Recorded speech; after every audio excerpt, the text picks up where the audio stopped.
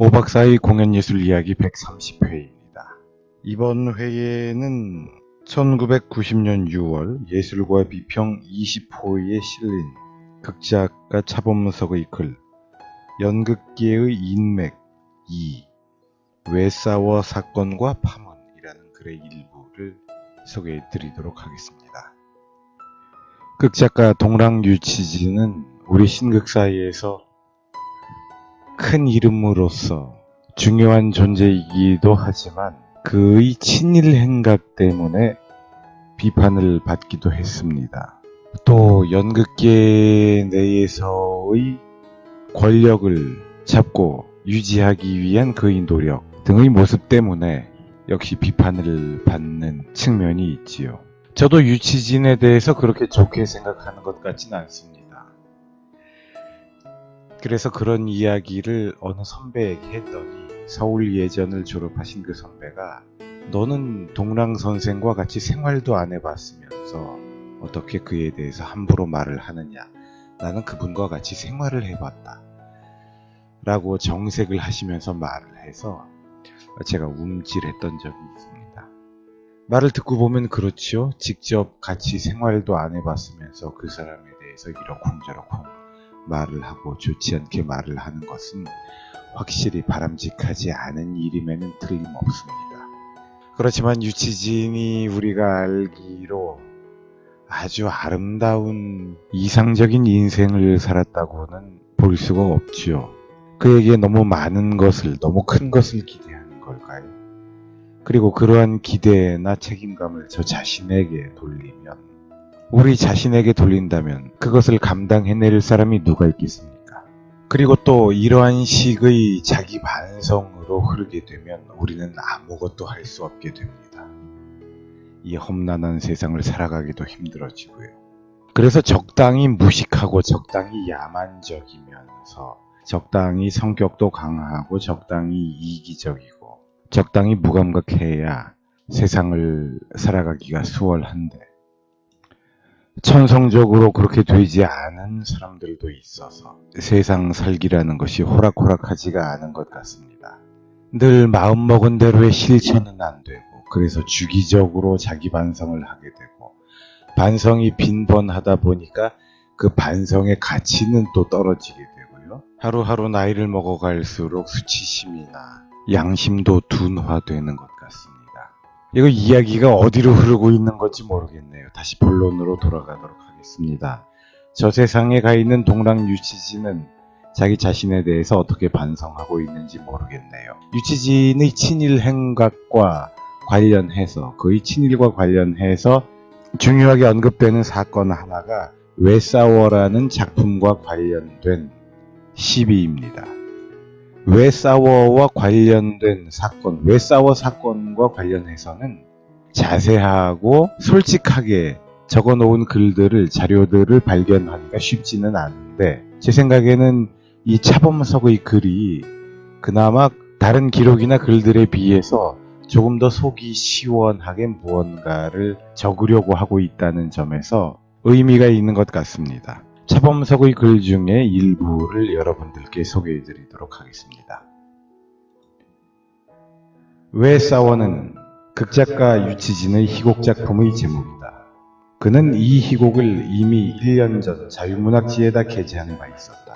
외국 시찰 여행에서 돌아온 유치진은 자신이 주재해오던 한국연극학회 주최로 전국 남녀 연극 경연대회를 열기로 하고 희곡 왜 싸워를 지정작품으로 제시하여 각 대학 연극부에 배포하였다.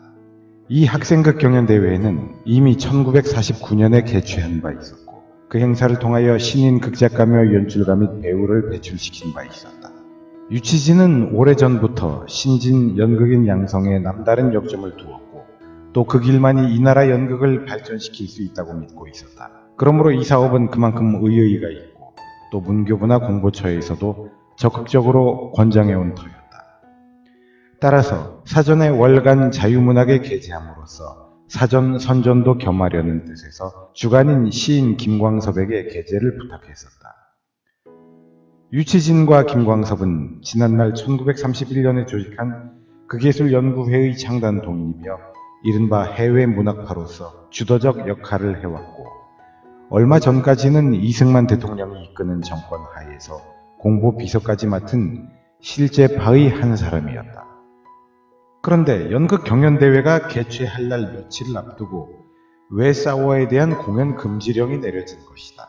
말하자면 작품이 공연에 적합하지 않으므로 공연 허가를 내릴 수 없다는 통첩을 받은 것이다. 행사 며칠을 앞두고 그와 같은 통첩을 받는다는 것은 일종의 사형 선고와도 버금가는 충격이요 놀라움이었다. 유치진은 문교부 장관인 최재유 씨를 찾아갔다. 무슨 이유인가를 따질 속셈이었다. 그런데 뜻밖에도 공연 부적 이유로, 첫째, 이 작품을 일제시대 발표한 유치진은 희곡 대추나무를 제목만 바꾸었을 뿐 원작과 대동소이하다는 점.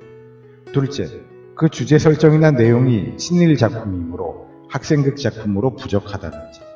셋째, 문총 등 문화예술계에서도 비판의 소리가 높으니 공연 허가를 내릴 수 없다는 점을 열거하면서 문총에서 보내온 건의문을 제시한 것이다. 그 건의문은 여러 문학인과 연극인들이 연서한 연판장으로 공연 반대의 건의 내용이니 유치진은 눈앞이 캄캄해질 수밖에 없었다. 그 이름들은 지난날 극예술연구회 시절의 동지들이었고 현재 문총 최고위원들이니 망연자실할 수밖에 없었다. 유치진은 차츰 이성을 되찾으며 흥분을 가라앉히려고 안간 힘을 썼다. 그리고 문총 최고위원들을 찾아 나섰다. 대학생들과의 약속과 관객들과의 신의를 생각해서라도 그 행사만은 수행돼야겠다고 마음먹었다. 그것은 지상의 사명감이었다. 유치진은 재차 문교부를 찾아가서 공연 허가를 내줄 것을 요청하면서 격앙된 어조로 주장을 했다. 왜 싸워가 공연되면 원작인 대추나무가 친일 작품이라는 누명도 벗겨지고 내 처신이 명명백백히 밝혀질 것이니 검열 허가를 내어 공연토록 해달라. 만일 공연을 못하게 된다면 당신을 걸어 명예훼손죄로 고소하겠다. 라고 항의했다. 동랑자서전에서 참조 인용. 그러나 유치진의 가슴속에는 분노와 배신감이 들끓고 있었다. 이것은 그 누군가가 고의적으로 방해 공작을 벌이고 있다는 심정을 굳혀가고 있었다. 그리고 그 연판장에 서명한 사람들은 대부분 지난날 일제 압정하에서 함께 연극운동을 했던 동지들이 아닙니다. 변호는 못해줄 망정 앞장을 서서 이런 식으로 나온 것은 나 유치진을 매장하려는 흑심이 아닐 수 없다고 주먹을 쥐고 몸을 떨었다. 그러나 한 가지 명백한 사실은 어쩔 수가 없었다.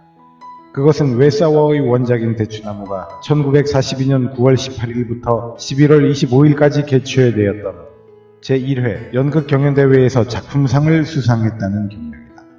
이 경연대회는 조선연극문화협회가 주최하는 행사로 조선총독부 정복과와 국민총력조선연맹 등이 후원했던 이른바 일제의 문화정책에 협력하기 위한 경연이었다. 따라서 표면상으로는 조선의 연극 문화 향상을 위해서라고 했지만 속셈은 연극을 통한 황민화를 꾀하고 있었던 것은 숨길 수 없는 사실이었다. 그러한 경연대회에 현대극장은 유치진작 성석 연출의 대추나무를 출품하여 정복과장상인 작품상을 수상한 바 있으니 일반의 오해가 따르는 것은 당연한 일이었을지도 모른다. 그러나 다른 면에서 볼 때 그 당시의 그 환경 속에서 연극을 안 했다면 모르되 하기 위해서는 그런 기구나 기회를 이용할 수밖에 없었던 불가피성과 다른 하나는 연극을 했으되 연극인들의 마음과 진실성을 결코 일제의 죽으로 안주하지 않았다는 변명도 수용할 수가 있었다. 이런 관점에서 유치진은 그 당시의 연극인의 고민과 실상을 그 누군가가 변명하고 옹호해 줄 사람을 찾아 나섰다. 대추나무 작가인 자기 자신의 해명보다는 제3자가 객관적인 입장에서 해명하고 변호해 줄 사람이 나타나야 했었다. 그런 사람이 누가 있을까? 이런 문제를 풀어줄 사람이 한 사람 있었다. 서항석이었다. 그는 같은 현대극장 단원으로서 연출을 맡았으니 누구보다도 대추나무에 관해서는 소상히 알고 있었기 때문이다. 작품 내용이 조선의 농민들이 간도 개척단을 지원해서 농촌을 버리는 참상보다는 새로운 농토이자 보금자리인 만주 대륙으로 떠나간다는 것은 일본 군국주의나 제국주의 정책에 협력한다는 시각으로도 볼 수 있겠으나 그 당시에 우리 농민들의 삶은 그것이 아니었음을 그 누군가가 말해주기를 바랬었다. 내가 그들의 북진 정책에 영합하려고 간도행을 넣은 것은 아니었다. 중량. 나는 그들의 정책과 정면 충돌하는 작품을 쓸 수도 없었고, 그렇다고 민족혼에 배치되는 글을 쓸 수도 없었다.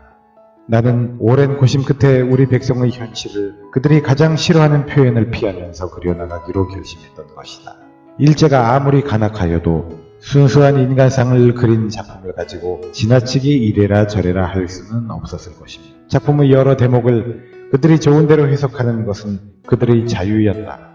나는 내가 처해 있는 곤경을 우리 대중들이 이해해주고 그 작품 속에 담긴 나의 참뜻을 깨쳐주기를 얼마나 바랐는지 모른다.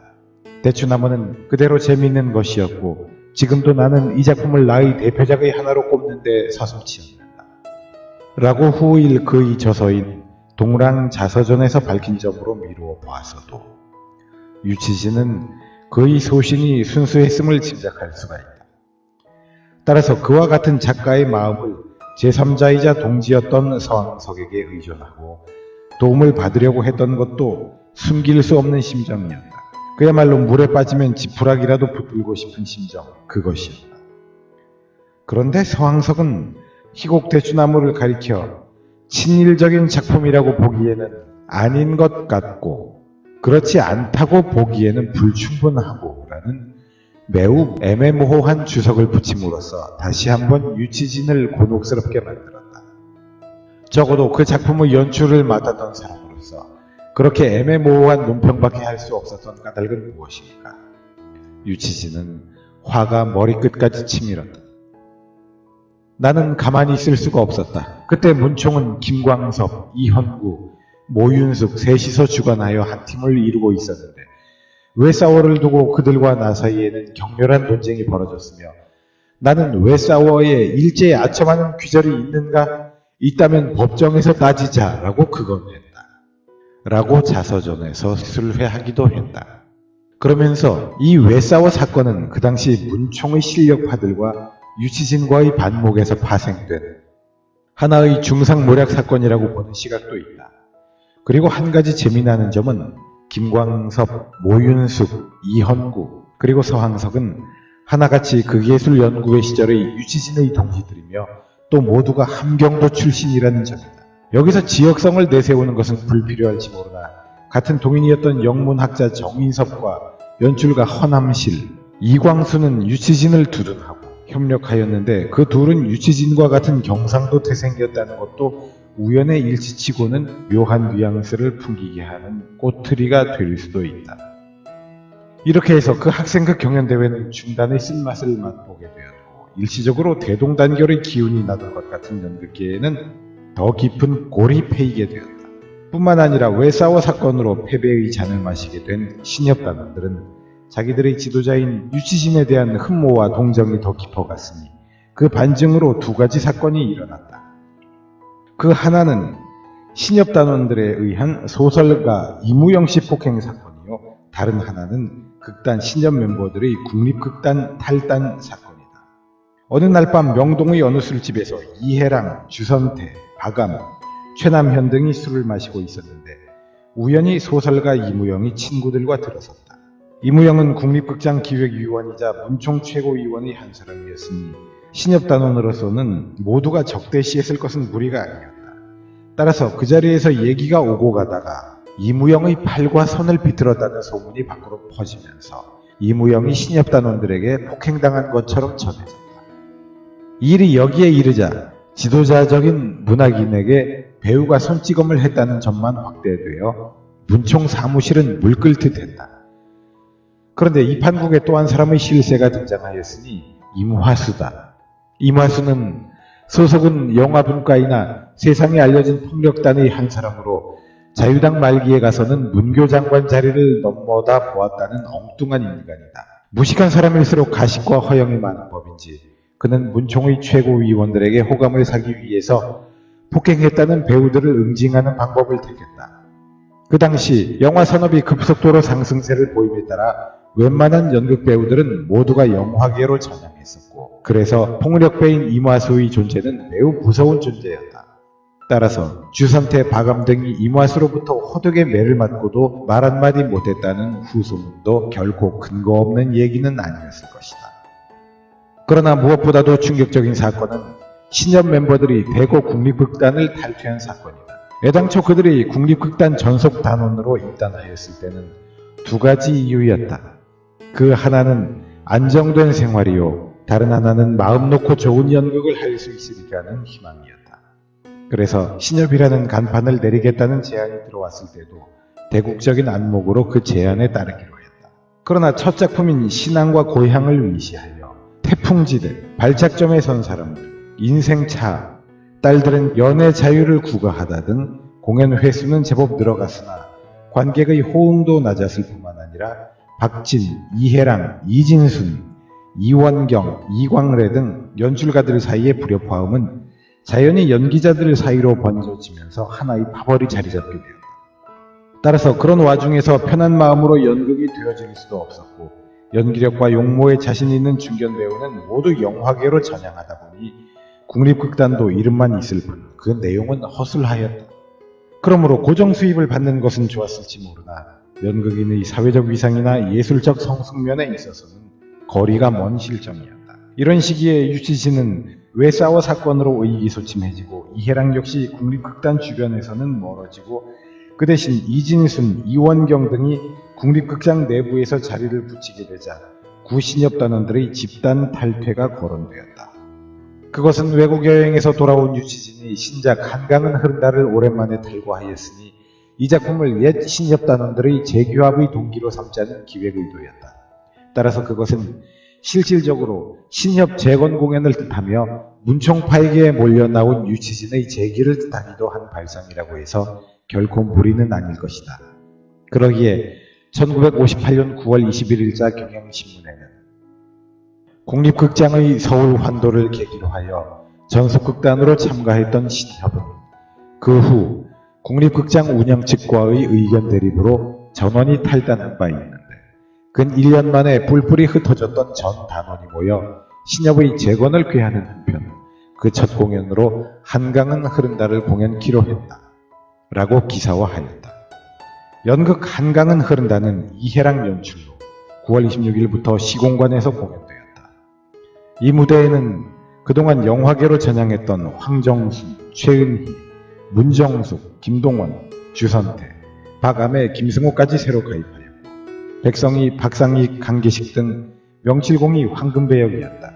그리고 희곡 형식도 유치진의 종래의 방식에서 대담하게 탈피한 극작술로 하나의 작가적 변신을 보여준 작품이었다. 그러므로 신협의 재건은 일단은 성공적이었고 극계는 다시 국립극단과 신협의 두 개 분포로 나뉘어진 셈이다. 그런데 이 무렵에 국립극장에 깊이 관계하고 있던 연출가 이원경이 1958년 12월 17일자 동아일보 문화면에 무너지는 전통이라는 제목으로 다음과 같은 원고를 투고하였다. 우리나라에는 뜻하지 않게 극단이 둘이 생기게 되었던 것이다. 만일 국립극장과 신협이 연극적 내지는 예술적 견해와 사고의 대립으로 둘로 갈라졌다면 그것은 우리나라 연극의 발전을 위해서 크게 환영할 사실이겠는데 그렇지도 않고 솔직히 말해서 감정의 대립으로 분리된 것인 만큼 그 결과도 최소한도 국립극장의 약체화를 가져오게 하였으며 동시에 신협 자체도 독립함으로써 단체 행동을 계속 유지했었으면 모르되 1회 공연으로 중단 상태인 채 올해를 넘기게 되고 보니 이는 연극 전반적인 면으로 보아서 서로가 다 손실이 컸지 이득은 아무것도 없는 결과를 가져오고 말았다.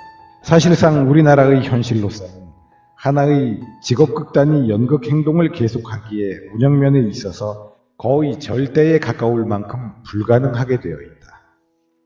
즉 경제적으로 수지 균형이 맞지를 않는다. 이것을 여실히 증명하고 남음도 지난번 추석의 신협의 한강은 흐른다 공연에 동원된 관객의 수로서 알 수가 있다. 이 1958년의 문화계를 결산하는 글은 자연인 이원경의 글이자 동시에 국립극장의 기획위원이라는 자격으로 쓴 하나의 시평이자 자성의 글이라고 봐서 크게 빗나가지는 않을 것이다. 그러나 그 초점은 극단 신협의 단원들의 국립극단 탈단을 탐탁스럽게 여기지 않았던 서운함이 바닥에 깔린 글이요. 그것은 곧 극장장인 서황석과 유치진의 눈에 보이지 않는 암투와 대립을 존재로 한 시각에서는 신협의 재기공연은 그다지 반가운 일이 아니었음은 부인 못할 사실이었다. 그러나 신협단원의 집단 탈퇴로 국립극단이 약화되었던 것은 부인할 수 없는 사실이었고, 따라서 세입세출의 예산면에서도 적자 운영으로 나타나자 각 일간지에서는 국립극장 존폐론까지도 거론하기에 이르렀다. 뿐만 아니라 이 문제가 국회로까지 상정되어 국립극장의 존폐론은 더욱 심각성을 나타냈다. 그러나 민족문화예술의 육성이라는 근본 원칙을 놓고 볼 때 일국의 국립극장이 채산을 맞추는 일은 반문화적이라는 강한 문학의 인사의 여론과 일부 양식 있는 국회의원들의 주장으로 무마를 하게 되었다. 그러나 이를 계기로 국립극장과 신협의 눈에 보이지 않는 암투는 더 노골화되었다. 그것은 곧 서황석과 유치진의 대립이자 그 두 사람을 추종하는 연극인들의 불협화음을 의미하는 것으로 연극 활동은 줄어들고 연극인들의 의욕도 위축되어 갔다. 그 일례로 국립극단은 1958년에 4편의 자체 공연이 있었을 뿐이고 신협은 재기 공연을 마친 뒤 한동안 극계에서 이름을 찾을 수가 없었다. 참고로 이 기간 동안에 국립극단이 공연한 작품을 들자면 다음과 같다. 김홍곤작, 이진순 연출, 우물 3월 22일에서 27일까지, 이용찬작, 이원경 연출 가족 4월 5일부터 9일까지, 강문수작, 박진 연출 인생일식 7월 25일부터 30일까지, 모르나르작, 이광래 역, 이원경 연출 릴리용 11월 1일부터 5일까지. 이상에서 볼 수 있듯이 국립극단의 연극은 이진순, 이원경, 박진 세 사람의 연출가가 대부분의 작품을 맡았으며 가끔 이광래, 서황석이 연출을 맡기도 하였다. 그러나 유치진을 따르던 이해랑은 1961년 신협 합동공연의 하유상작 미풍을 끝으로 1962년 남산 드라마센터가 개관될 때까지 거의 활동 무대를 잃었을 뿐만 아니라 생활의 핍박을 받을 정도였다. 게다가 국립극장에서 희곡현상 제도를 두게 되자 그 등용문을 통하여 등장한 하유상, 이용찬, 강문수도 얼마 동안 국립극장과 가까운 인연을 맺게 되었던 것은 자연스러운 현상이라고 볼 수가 있다. 그러나 4.19가 나고 사회변혁이 일어나자 연극계에도 하나의 이변이 생겼다. 그것은 연극협의회의 탄생이었다. 이 단체는 극계를 망라한 소장파와 지금까지 빛을 보지 못했던 연극인들이 모여 연극인의 권익 옹호와 단결을 선언하고 나선 것으로 1960년 6월 20일 그 창립총회를 보았다. 따라서 연극협의회가 개척 대상으로 삼은 것은 주로 국립극장이었으며 특히 과거 자유당 정권 하에서 정권과 밀착된 연극인의 배제 및 새로운 세대의 권익 옹호는 결과적으로 국립극장과 연극협의회 사이에 반목과 대결의 씨앗을 낳게 된 것이다. 그것은 4.19 혁명의 여세가 몰고 온 연극계 내부의 혁신을 뜻하는 말이었으니 기성연극에 대한 반발이자 혁신의 신호를 내세운 것이 바로 연극협의회의 입장이었다. 따라서 이 시기에서 기성연극이란 국립극단이 그 대상이니만큼 그 공격 목표는 바로 국립극장이었다. 뿐만 아니라 과거 자유당 정권 아래서 독재 정권과 유착했거나 두드러지게 협력한 연극인에 대한 규탄 문제까지 거론이 되다 보니 극단 신협도 그 대상이 될 수밖에 없었다. 왜냐하면 신협은 1957년 3월 연극 풍운을 상연했기 때문이었다. 이 작품은 오영진이 쓴 시나리오 청년 이승만을 극화한 것으로 대통령 선거를 앞두고 자유당으로부터 제작비 일체를 지원받아 전규대 연출로 전국 순회 공연을 한 작품이었다. 다시 말해서 자유당 정권 유지에 협력을 한 작품이라는 시각에서 보았을 때 그대로 넘어갈 성질은 아니었다. 그렇게 보았을 때 연극협의회라는 집단은 매우 혁신적이면서 하나의 문제를 안고 나온 연극계의 새로운 실세로 등장하는 셈이다.